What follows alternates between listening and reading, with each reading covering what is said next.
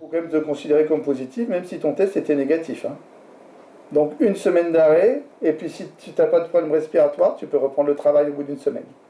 Ce matin, le docteur Boutry a envoyé 5 patients passer le test de la Covid-19 au dispensaire de Paea. Et encore, ce chiffre est en dessous du rythme journalier moyen.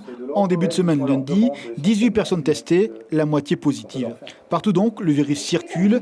Il est devenu un quotidien auquel nul praticien ne peut échapper. À Papeete, ce médecin a beaucoup de rendez-vous. Elle a multiplié les précautions. Vivre avec la Covid est bien sûr une réalité thérapeutique, une manière encore plus pédagogique de vivre le serment d'Hippocrate. Je dois être 3 fois plus vigilante, donc évidemment ça me fatigue un peu plus. Je dois être beaucoup plus rassurer les gens, beaucoup plus être disponible, surtout au téléphone. Il y a une psychose phénoménale et les gens sont très inquiets. Donc nous, on a un devoir de rassurer, de soigner aussi. Il y aura toujours des gens qui hésiteront à venir parce qu'ils se soignent rarement.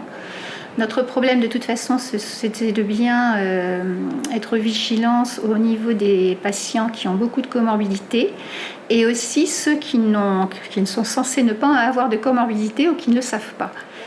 Quelle que soit la rigueur dont les médecins font preuve, la Covid est une menace forte pour eux.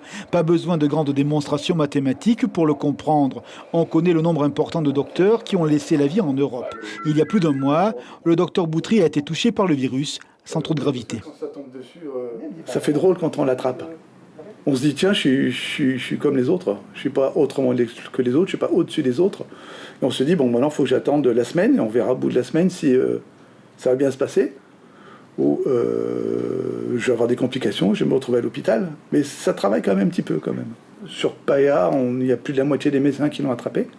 Je crois que sur l'hôpital, sur les cliniques, Paufaille et Cardella, beaucoup de personnel l'ont aussi attrapé, aussi bien des médecins que les infirmières, que des personnels, on va dire, non soignants.